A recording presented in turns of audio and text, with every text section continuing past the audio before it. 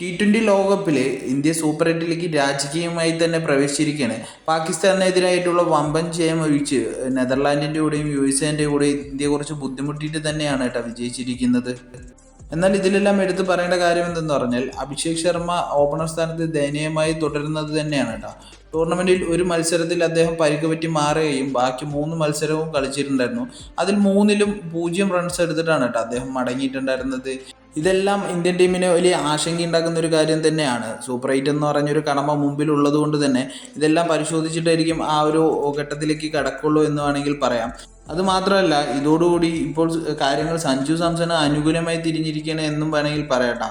അഹമ്മദാബാദിലെ നരേന്ദ്രമോദി സ്റ്റേഡിയത്തിൽ കഴിഞ്ഞ ദിവസം നടന്ന നെതർലാൻഡിന് അഗെയിൻസ്റ്റ് ആയിട്ടുള്ള മത്സരത്തിൽ അഭിഷേക് ശർമ്മ തുടർച്ചയായി 3ാം തവണയും 0 കൂടിയിട്ടാണ് കേട്ടോ ഇങ്ങനത്തെ പല ചർച്ചകളും വന്നു തുടങ്ങിയിരിക്കുന്നത്. T20 ലോകകപ്പിൽ USA, പാകിസ്ഥാൻ എന്നിവയ്ക്കെതിരായ മത്സരത്തിലും അഭിഷേക് ശർമ്മ റൺസൊന്നും എടുക്കാതെ തന്നെയാണ് കേട്ടോ പുറത്തായിട്ടുണ്ടായിരുന്നത്.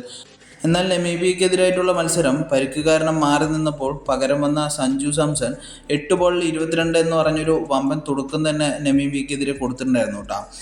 ആ തുടക്കം കൊണ്ട് തന്നെ ആവണ്ട 7 ഓവറിലായിരുന്നു അന്ന് ഇന്ത്യൻ സ്കോർ 100 കടന്നിട്ടുണ്ടായിരുന്നത്. അതിനുശേഷം കഴിഞ്ഞ 2 കളികളിലും അദ്ദേഹത്തിനെ പ്ലേയിങ് 11-ൽ പരിഗണിച്ചിട്ടും ഉണ്ടായിരുന്നില്ല. പിന്നെ തുടർന്ന് 2 കളിയിലും അഭിഷേക് ശർമ്മ ഡക്കാവും ചെയ്തിട്ടുണ്ടായിരുന്നു. അത് ഇന്ത്യൻ ടീമിനെ പവർ പ്ലേയിൽ വലിയൊരു സമ്മർദ്ദത്തിലേക്ക് ഇറക്കി വിട്ടു എന്ന് വേണമെങ്കിൽ പറയാം.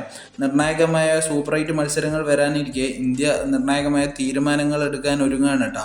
വേറൊന്നും കൊണ്ടല്ല, ദക്ഷിണാഫ്രിക്ക, വെസ്റ്റ് ഇൻഡീസ്, സിംബാബ്വേയുമായിട്ടാണ് സൂപ്പർ 8-ൽ മത്സരങ്ങൾ വരാനിരിക്കുന്നത്.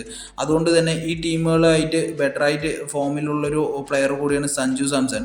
അപ്പോൾ അഭിഷേക് ശർമ്മനെ മാറ്റിയിട്ട് ആ ഒരു പൊസിഷനിലേക്ക് സഞ്ജു സാംസണെ പരിഗണിക്കുക എന്നുള്ള ചർച്ചകളൊക്കെ വന്നു തുടങ്ങിയിട്ടുണ്ട്. ദക്ഷിണാഫ്രിക്കയ്ക്കെതിരായിട്ടുള്ള സഞ്ജുവിൻ്റെ മികച്ച റെക്കോർഡും ടീം മാനേജ്മെൻറ്റ് പരിഗണിക്കാനുള്ള ഒരു ശക്തമായ കാരണമാണ് കേട്ടോ. ദക്ഷിണാഫ്രിക്കയ്ക്കെതിരെ ടോട്ടൽ 5 കളിയാണ് കേട്ടോ സഞ്ജു സാംസൺ കളിച്ചിട്ടുണ്ടായിരുന്നത്. അതിൽ 63% ശരാശരി ഉണ്ട് കേട്ടോ.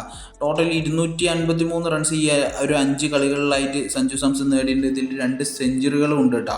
അപ്പോൾ അതുകൊണ്ട് തന്നെ ദക്ഷിണാഫ്രിക്കയുമായിട്ടുള്ള ഒരു മത്സരം മുൻഗണനയിൽ വെച്ചുകൊണ്ട് തന്നെ എന്തായാലും അതിൽ സഞ്ജുവിനെ ഇറക്കാനാണ് ചാൻസ് കൂടുതലും.